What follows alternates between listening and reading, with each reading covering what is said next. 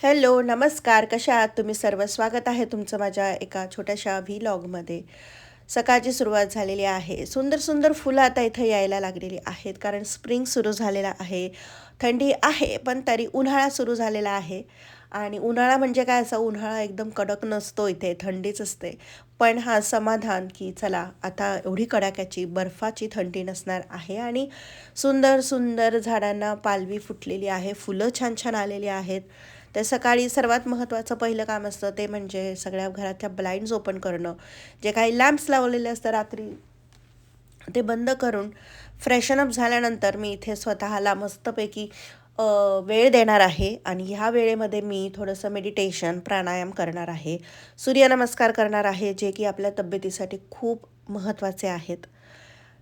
जसं जसं आपलं एज वाढतं तसं तसं आपलं मेटाबॉलिझम थोडंसं स्लो होतं. आणि त्यामुळे आपल्याला थोडासा थकवा पटकन येणं, थोडे थोडे प्रॉब्लेम्स किंवा बॉडी पेन्स किंवा जे काही हेल्थ रिलेटेड इश्यू असतील, हॉर्मोनल इम्बॅलन्स असेल, हे सर्व काही गोष्टी सुरू होतात. मग अशा वेळेस आपणच थोडासा वेळ स्वतःला काढ प्रॉब्लेमची इंटेन्सिटी थोडीशी हलकी होते किंवा अजून जास्त आपण हेल्दी राहायला मदत होते. तर इथे मी तो व्हिडिओ थोडासा कट कट करून घेतलेला आहे, त्यामुळे पण मी तुम्हाला सांगते की मी ते प्राणायाम केलेले आहे, अनुलोम विलोम, त्याच्यानंतर भस्त्रिका आणि कपालभाती, हे सगळे प्राणायाम, थोडंसं क्लॅपिंग, टॅपिंग, हे सर्व मी करते. म्हणजे टॅपिंग वगैरे मी अलीकडेच सुरू केलेली आहे, पण चांगला आहे इफेक्ट. थोडंसं स्ट्रेस कमी व्हायला मदत होते. आणि छोट्या छोट्या गोष्टींचे स्ट्रेस आपण किती घेतो ना, काही गोष्टी रिअलाईज होतात की ज्या काही गोष्टी आपल्या हातात सुद्धा नसतात, कदाचित झालेल्या पण नसतात, तरीसुद्धा आपण खूप स्ट्रेस घेतो त्या गोष्टींचा आणि स्वतःला त्रास करून घेतो. मग असा थोडासा वेळ सकाळचा स्वतःला दिला की आपल्याला थोडीशी क्लॅरिटी येते, डिसिजन घेण्याची आपली पॉवर जरा चांगली होते, मन शांत राहतं, डोकं शांत राहतं आणि आपण जेही काम करू ते मन लावून करू. त्यामुळे थोडासा सकाळचा वेळ स्वतःसाठी. त्यानंतर किचनमध्ये आली. सगळं मॉर्निंग माझं जे काही असतं ते झाल्यानंतर, आणि आज सर्वात आधी मी चहा घेत आहे. जनरली मी सकाळी उठल्यावर लगेचच चहा घेत नाही, पण माझं ना सर्दी खोकला सगळं झालेलं आहे. आणि किचन पण खूप मेस असेल, तुम्ही बघत असाल की एवढं चकाचक नाही आज, कारण मुलांना बरं नाही आहे, मलासुद्धा बरं नाही आहे. तर रात्री मी तसंच पसारा ठेवून झोपून घेतलं. म्हटलं जाऊ द्या, सकाळी बघूयात. तर इथे मस्त आल्याचा चहा ठेवत आहे मी सर्वात आधी. आणि भरपूर भांडे किचनमध्ये म्हणजे घासून झाले होते, काही डिशवॉशरच्या वरती ठेवले होते मी, ते आता लावायचं काम करायचं आहे.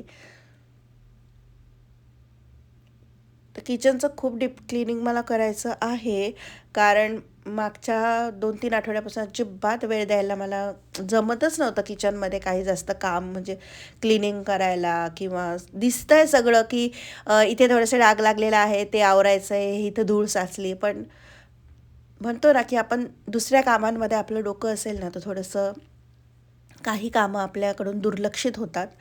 तर तसंच काही आहे. तर म्हटलं येत्या आठवड्यांमध्ये करून टाकू. कारण किचन जर स्वच्छ असेल ना, स्वच्छ इन द सेन्स जरा वस्तू जागच्या जागी ठेवलेल्या आहेत, जरा नीट अँड क्लीन असेल ना, तर आपल्याला पण चांगलं वाटतं तिथे काम करायला. तर इकडे आल्याचा चहा घेत आहे. मस्त आलं इथं किसून भरपूर टाकत आहे मी. मग मी जेव्हा योगा जॉईन केला तोपर्यंत मला सकाळी उठल्या उठल्या चहा प्यायची सवय होती. पण मी जसं योगाला जायला लागली, म्हणजे भारतात होती तेव्हा योगाला जायची, तर माझी सकाळी उठल्या उठल्या चहा प्यायची जी सवय आहे ना, ती पूर्णपणे मोडाली. ते एका पुस्तकात मी वाचलं होतं की तुम्हाला जर एक तुमच्यातली चुकीची किंवा वाईट सवय घालवायची असेल, तर त्या जागी एखादी चांगली सवय आणा, म्हणजे मग तुमचं वाईट गोष्ट सुटायला मदत होईल. तर आता मला सकाळचा चहा लगेचच जो होता तो सोडण्यासाठी मी योगाला जायची, मग तिकडे माझं लक्ष होतं. त्यामुळे आपोआपच चहा प्यायचाच आहे सकाळी उठल्या उठल्या, ही माझी जी क्रेविंग असायची ती निघून गेली. सो आता मला काहीच वाटत नाही. पण आज खूप दिवसांनी मी पित आहे. आणि इकडे रात्रीच मी मिश्र डाळी भिजत ठेवल्या होत्या, करायचे आहेत आज त्याचे डोसे म्हणून.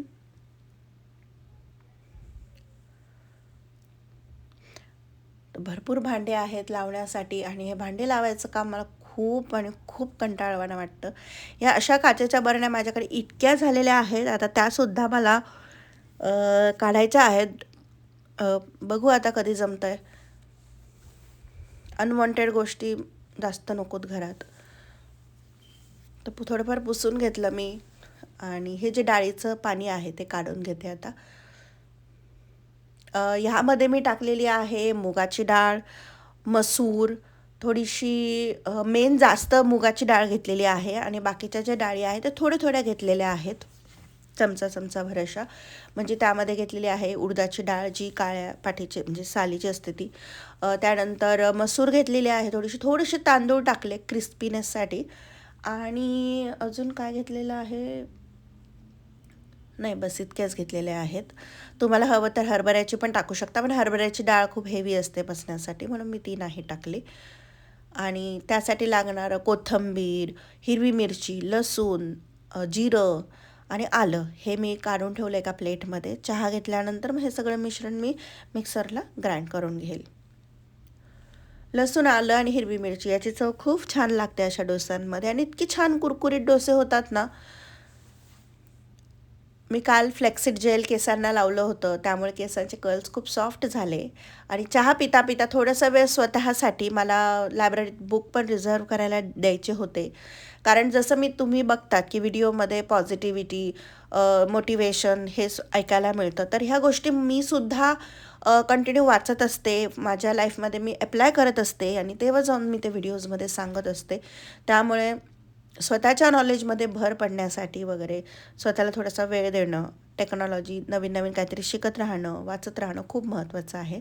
तेच मी केलं आणि देते मी थोडासा वेळ स्वतःला अभ्यासासाठी, सेल्फ इम्प्रूव्हमेंटसाठी खूप महत्त्वाचं आहे.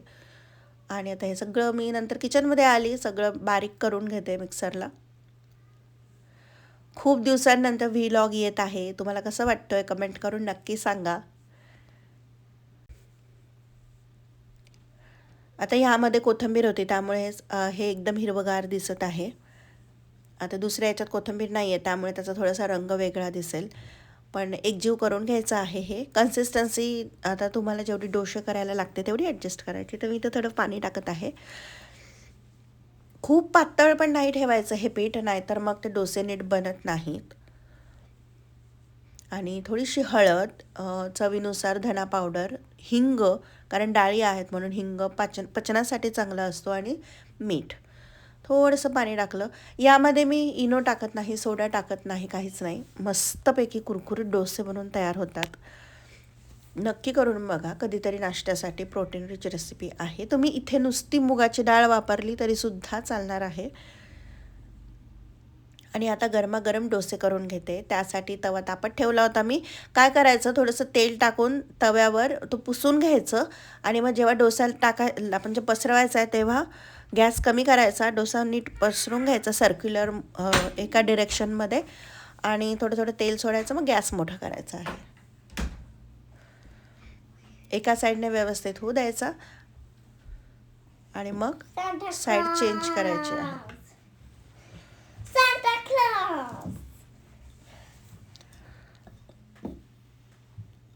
तर असं मस्तपैकी डोसा बनवून तयार झालेला आहे. ह्यामध्ये स्टफिंगसुद्धा करू शकतो, जसं की पनीरची स्टफिंग किंवा कांदा बारीक कॅप्सिकम चिरून. सॉरी, मुलाचा माझा आवाज येत आहे. त्यांना सुट्ट्या आहेत त्यामुळे थोडंसं दिवसाचं शेड्यूल आमचं म्हणजे तो बदललेला आहे. तर उठण्याच्या वेळ थोडीशी बदलली, त्यामुळे कधी ब्रंच होतं आमचं.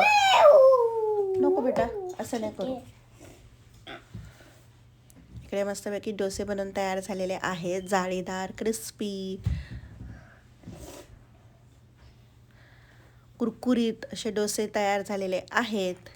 तर आता आम्ही तो ब्रेकफास्ट करून घेऊ. यासोबत तुम्ही सॉस, चटणी खाऊ शकतात. तर इनो नाही टाकला आहे किंवा काही सोडा नाही, तरी पण जाळी खूप छान आलेली आहे. तर तुम्ही पण नक्की करून बघा. आणि कसा वाटला माझा हा छोटासा व्हिडिओ हे पण सांगा कमेंट करून. आणि तुम्ही जर चॅनलवर नवीन असाल तर चॅनलला सबस्क्राईब करा, व्हिडिओला लाईक करा, शेअर करा, कॉमेंट करा.